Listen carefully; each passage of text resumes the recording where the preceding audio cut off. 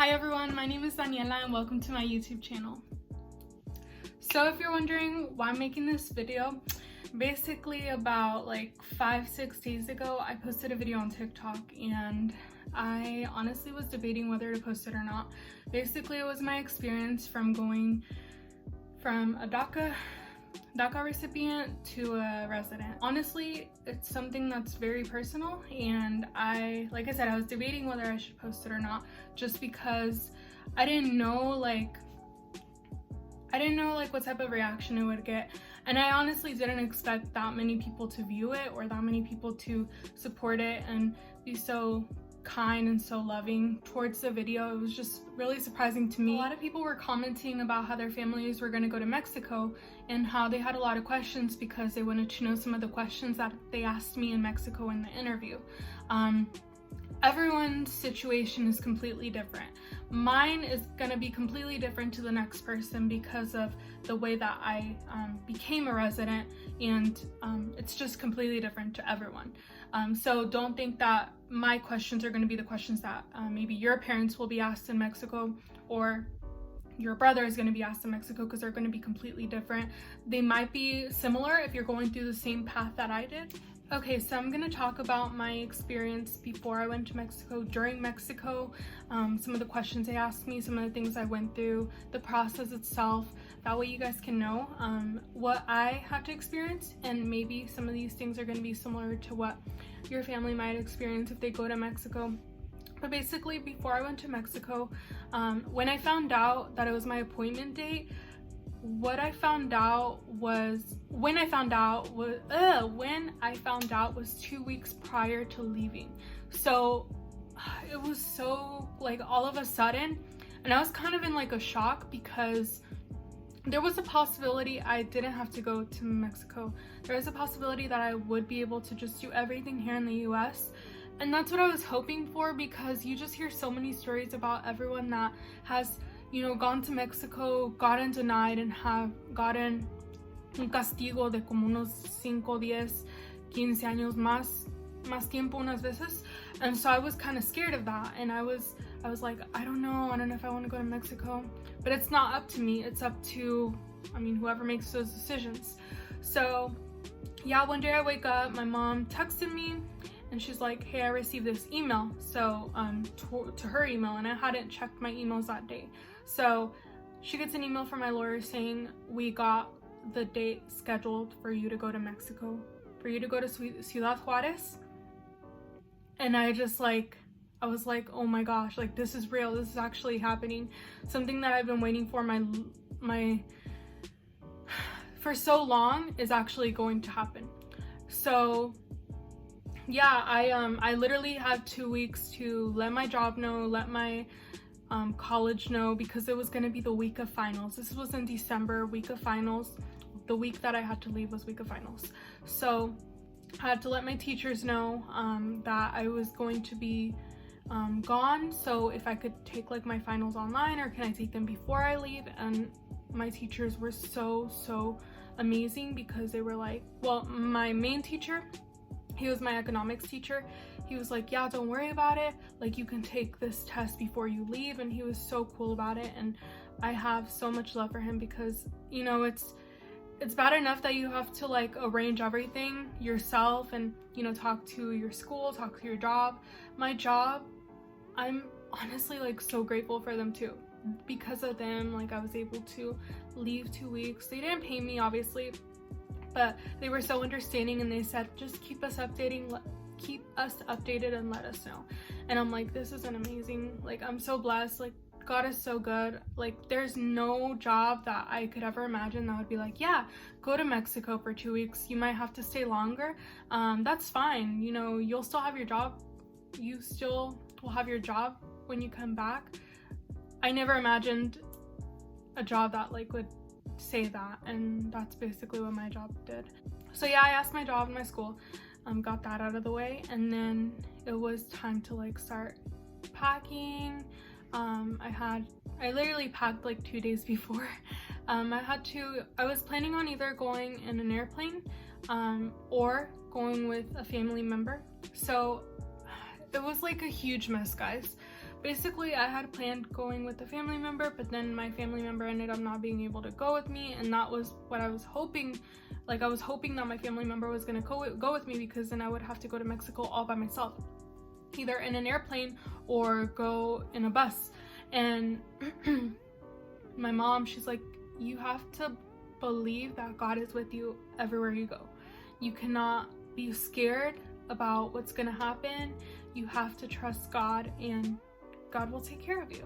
So I prayed to God a lot during this process, because everyone says, like, put your faith in God, you know, because I'm a strong believer that God will take care of me no matter where I go. And I know that you know, whether something good or bad happens to me, God wanted it to happen. So I was honestly very scared, because everyone's always said bad things about Juarez.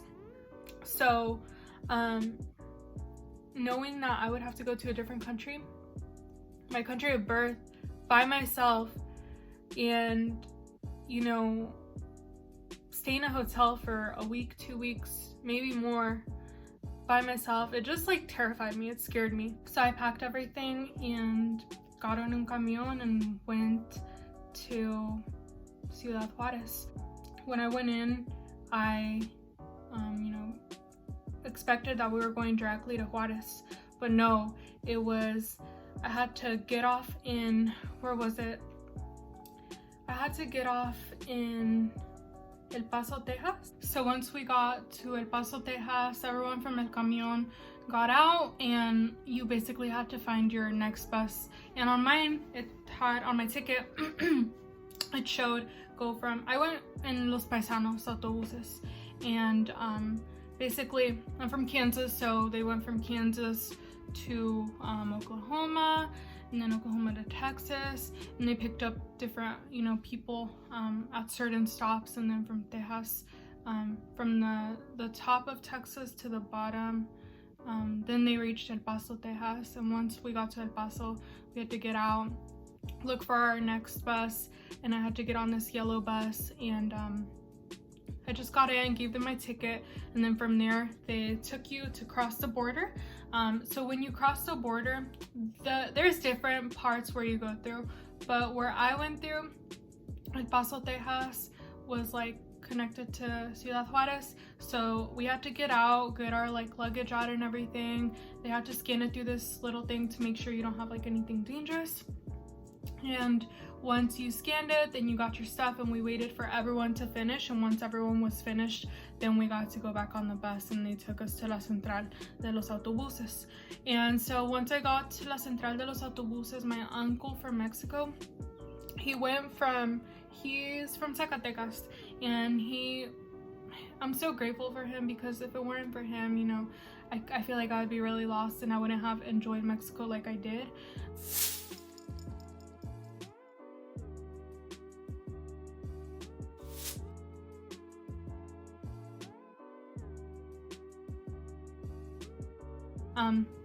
And I would be more scared, but he was like, the whole time there, he was very like, he was calming me, he was motivating me, he was just a very good person to have with me, because he knows Mexico a lot more, obviously more better than I do, because he lives in Mexico.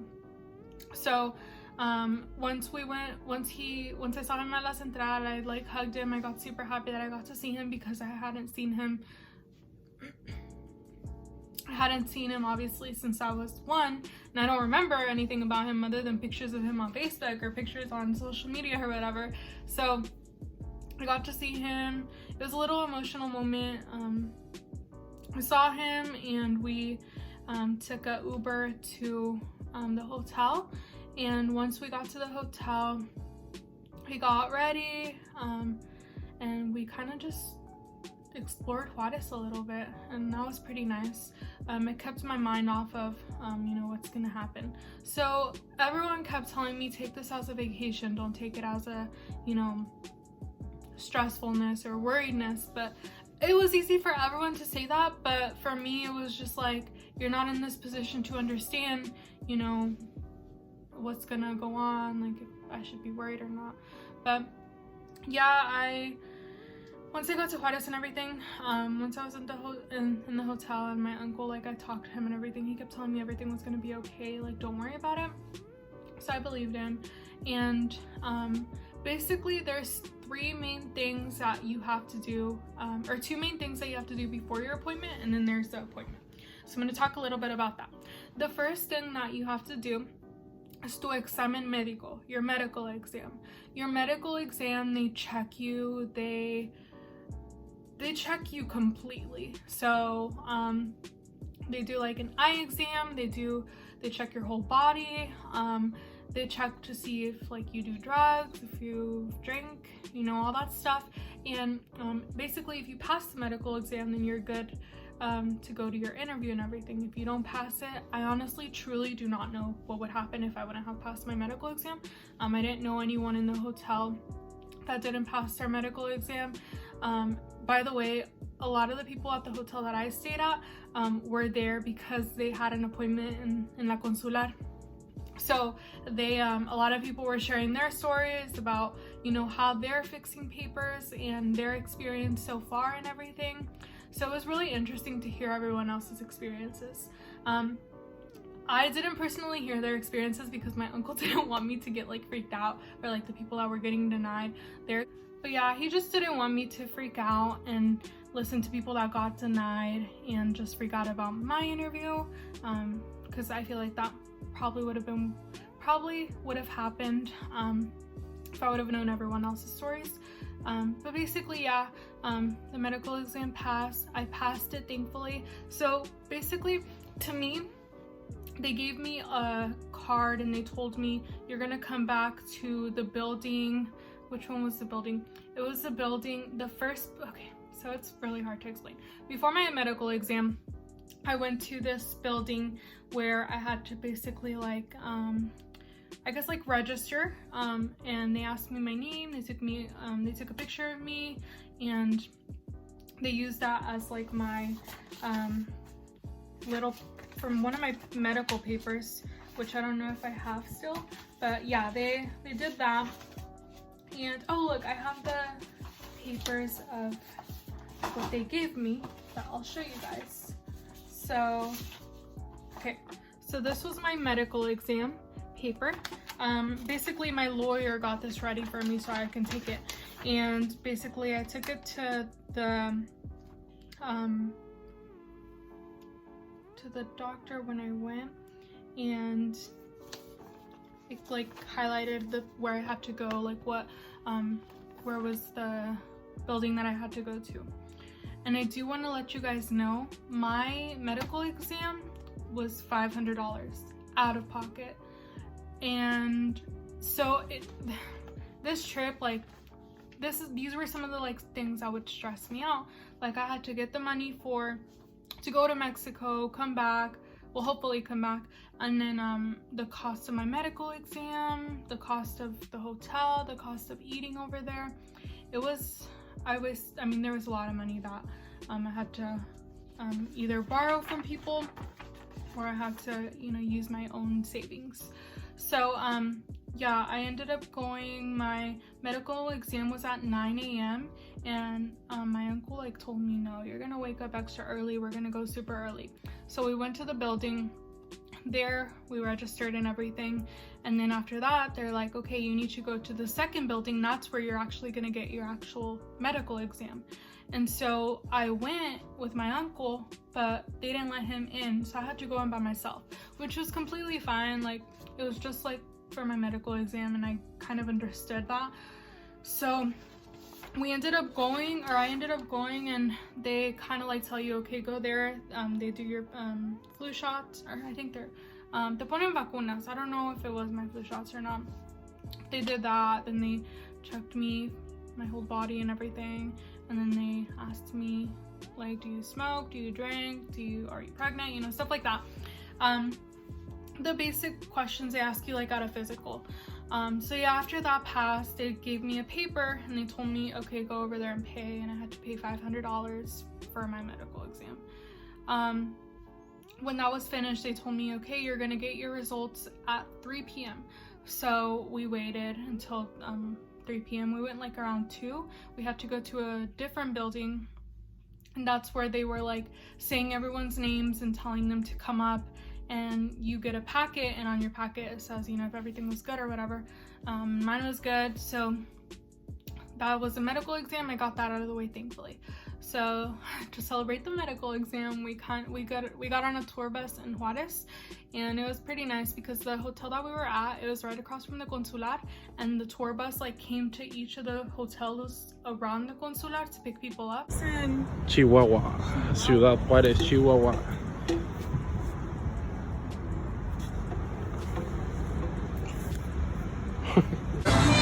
This video again.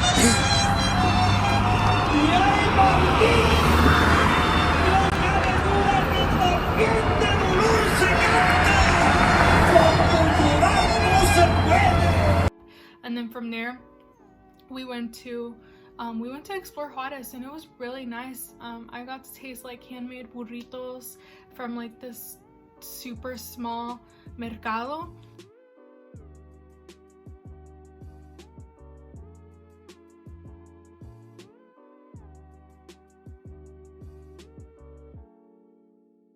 Where they said that barely any people knew about, and oh my gosh, the burritos that we had over there were super bomb. They were really good. But anyways, once the medical exam passed, and you know, I had my fun in Juarez and everything, next was the biometric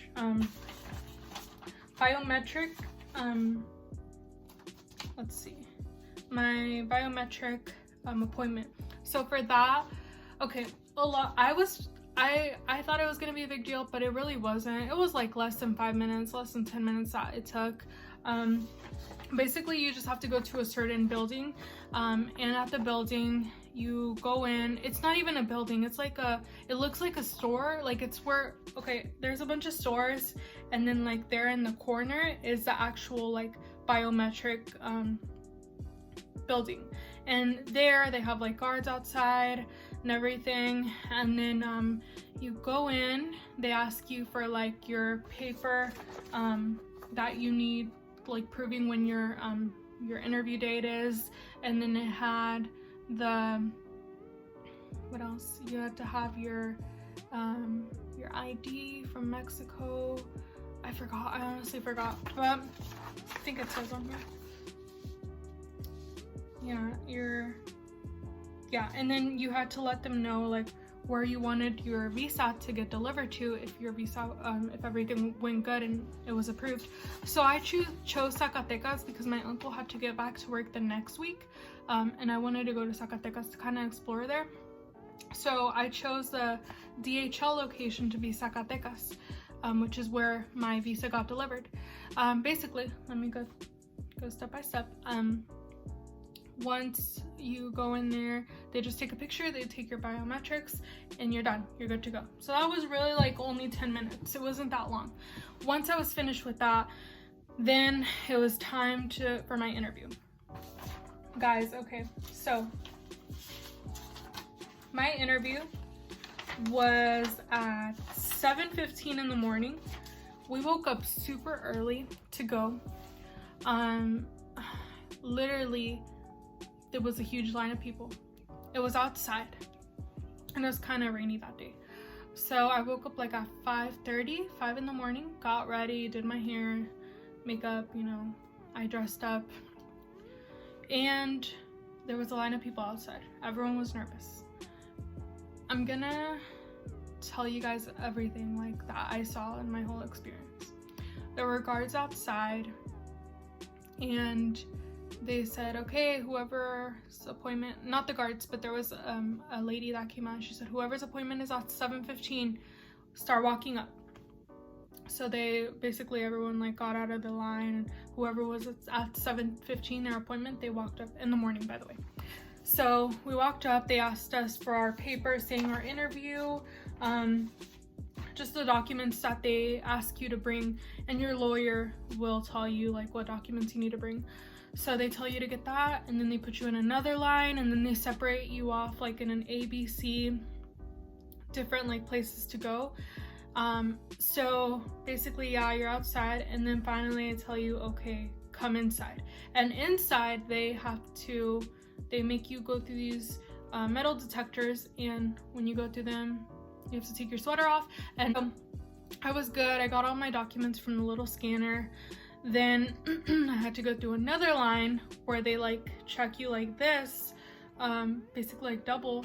And once they were finished with that, and then they tell you just follow the sign. Okay, so once you go out those doors, it's kind of hard to explain. Once you're finished with them checking you through the metal detector, then you go out through another door. When you go out through another door, it's like outside and it looks completely different.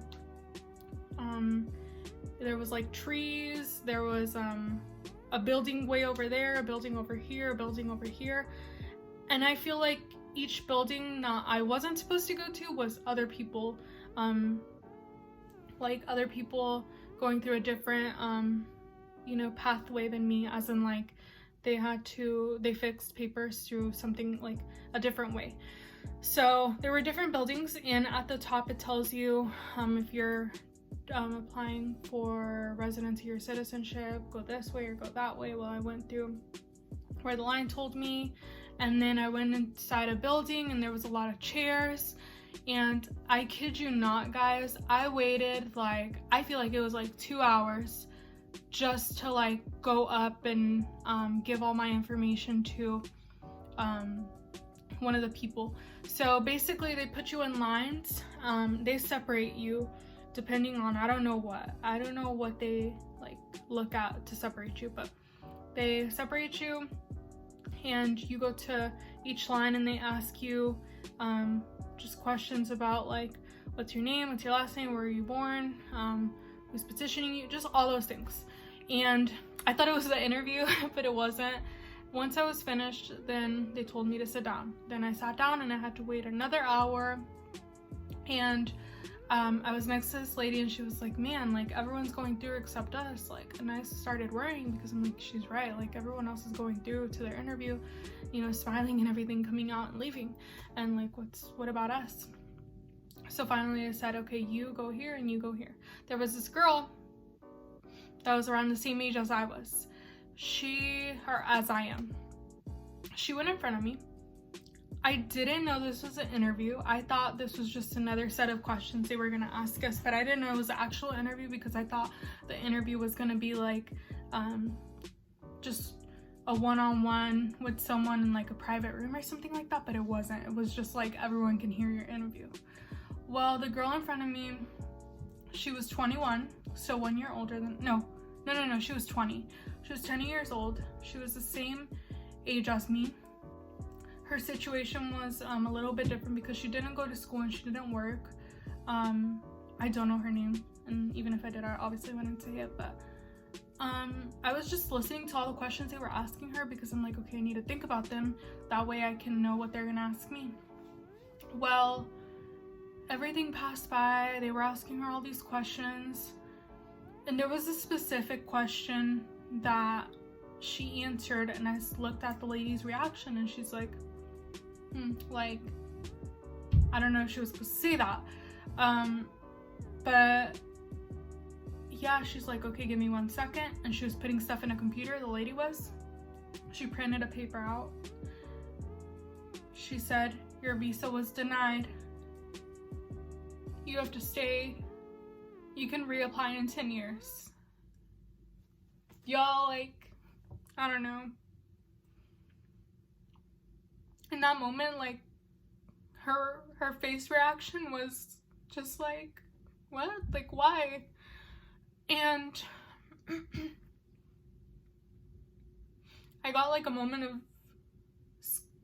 that I was scared, and I just thought about it, and I'm like how? Like, she's lived her whole life in the US, and I get it. She's like, she was born in Mexico, but she has her whole life living over there, and you guys are just gonna say like you have to stay in Mexico for 10 years and reapply for a visa. Like, I don't know how they make their decisions based off of that. I really don't know, but sorry guys.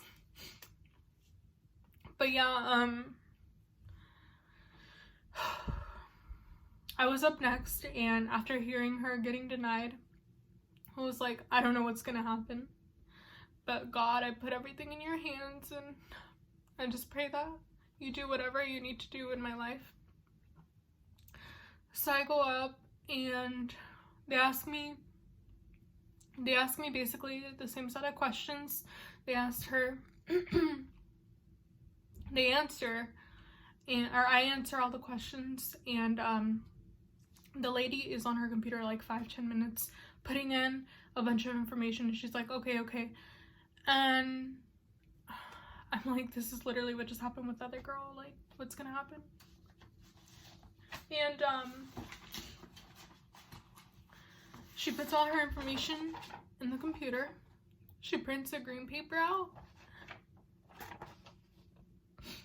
and she says, your visa has been approved.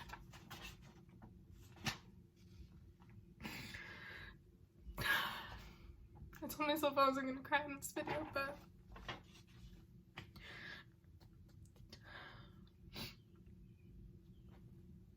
I don't think people understand what it is for your parents to want you to have a better life, and for them to come to the US and search for you to have a better life and have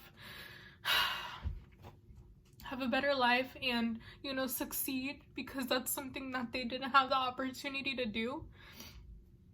I don't think people realize when they say harmful things about immigrants, like, how much it hurts us, because this was something that in like seconds and minutes, it changed my life completely. This freaking green paper, like, so yeah, I just feel like people don't understand what the big deal about this is, but it is a big deal, because I hope and I pray that there's a way to find citizenship and find residency for DACA recipients, because it's so hard to even become a DACA recipient. You have to have no criminal record, you have to have good grades in school, you have to go to school, you have to either work or go to school, one of those, and you know, you basically have to be a good person in the US, their definition of a good person, and have a 100% clean record in order to get DACA. But now you can't even get DACA. There's not any new people that can get DACA and be able to, for people that were born in Mexico, were born in Venezuela, were born in anywhere, any other country that's not the US, and that live in the US now, it's hard for them to find a place to work here now, or continue their education, or it's just hard for a lot of people. But yeah, that's my story about how my interview went and everything. Now I'm gonna start the Q&A. I'm gonna get the questions that you guys asked on TikTok. I'm gonna read through them and I will answer some of your questions, okay? Okay, so I'm gonna be going on TikTok and answering your questions. So on the video that I asked you guys to ask me questions on, there were a couple questions, and then there was questions on the longer video that I posted. So the first question was, what was the process? Did you have to marry someone with papers? How much was the process? What was the process? As in what I did, I think, well, yeah, I already went over that. I went to Juarez, and it was the medical exam, and then it's the biometrics, and then it's the actual appointment that you go to. Did you have to marry someone with papers? No, my stepdad was my petitioner. And then how much was the process? As in how long was the process? I stayed in Mexico. Oh, okay, so once my visa was approved, then I stayed the day that my visa was approved, we took a bus that day to Zacatecas, and we waited in Zacatecas because they were gonna send my visa to Zacatecas, and I had to wait until Thursday of the following week. So it took about I would say 2 weeks, because I got it on Thursday and I left came back to the US.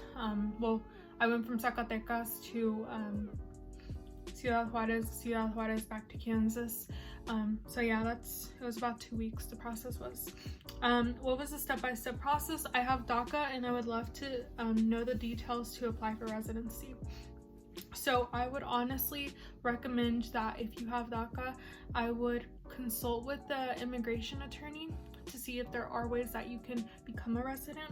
I don't know if there's ways other than the way that I did it, but there's different ways. If one of your families is, you know, a resident or citizen, I believe there is a way, but I don't want to, you know, be misinform you guys and tell you there is. Like I said, consult with the immigration attorney, but just make sure to look for someone that's good. Do your research very good for the people in your state or city, so you can get the best. Okay. OMG, you need to post a video. I'm going. What did they ask you and what was done on the physical exam? On the physical exam, it's basically a whole, like I said, they check everything from you. They check your eyesight. They check, you know, they give you the shots, las vacunas. They check you for, like I said before, if you drink, if you smoke, any of that stuff. And what do they ask you? It was different for me, like I said before. The questions that they asked me, you know, where do I work? Where does my stepdad work? Where was he born? Stuff like that. But it's different for everyone. So like, if you were married to someone, there was someone also that was married to someone and was fixing papers through them. And they had to like bring pictures of, you know, them together and everything, which is pretty cute. But yeah, they require different things for different people, and they ask different questions for different processes.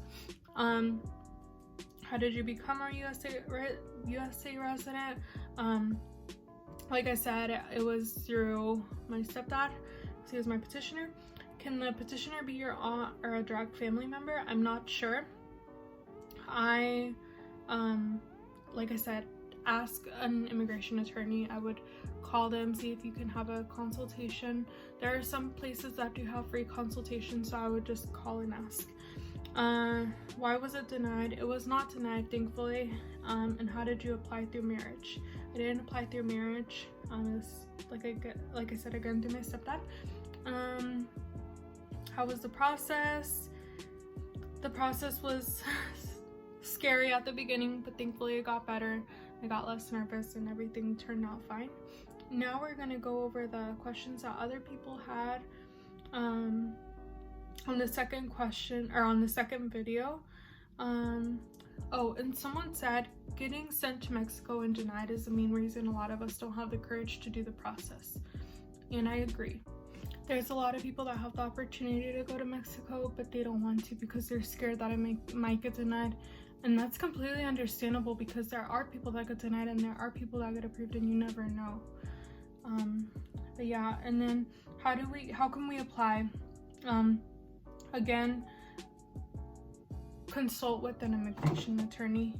That would be my best, because that's what I did. I mean, we went through an immigration attorney, because I think I tried to apply one through a different attorney, but like she wasn't giving us any hope at all, so we're like, let's just not do it through her. And the one that was closest to us, that a lot of people recommended, she actually was like, hey, there is a possibility if you do collect all this information and if we do it like this. Do you guys know if a sibling can petition for a DACA recipient? I'm honestly not sure. I would research it first, and then if not, then I would talk to an immigration attorney. Congratulations, are you from Zacatecas? Actually, okay, this is a funny story. I'm from I was born in Miguel Alza, Zacatecas, but my family is from Durango, so my whole life I've been telling people I'm from Durango because I didn't know I was like born in Miguel Alza, Zacatecas. So I don't know, I just consider myself to be from Zacatecas and Durango because my family is from Durango and I lived in Durango, not in Zacatecas. But yeah. And then how were you able to do it? I already explained that. How did you apply for US residency? I explained that already. And then yeah, I think that's pretty much it. I think I answered most of the questions that were asked on the videos, on the comments. I think I answered most of them through my like story time explaining what I went through. But yeah, if you guys have any more questions, don't hesitate to like comment on this video and let me know. I'll try to answer them as best as I can. And to everyone out there that, you know, is hoping to one day become a resident, I pray so much for you. I hope, you know, God is able to give you that opportunity, because I believe that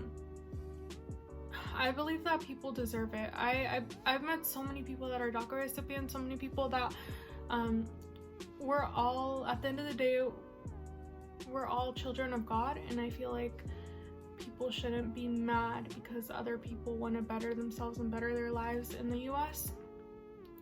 I feel like any person wants the best for themselves and the best for their children. So, you know, bashing on immigrants for coming from a different country to the US to give their families a better life, it just doesn't make any sense. If the US wasn't a good country, and if everyone was going to Mexico, everyone would be judging Americans for moving to Mexico instead of like staying in your country. But yeah, again, thank you so much to everyone for all your kind words and support, and I'm here for anyone if anyone has any questions, and I'm able to answer them, okay? Thank you so much for watching this video, and I hope everyone has an amazing day.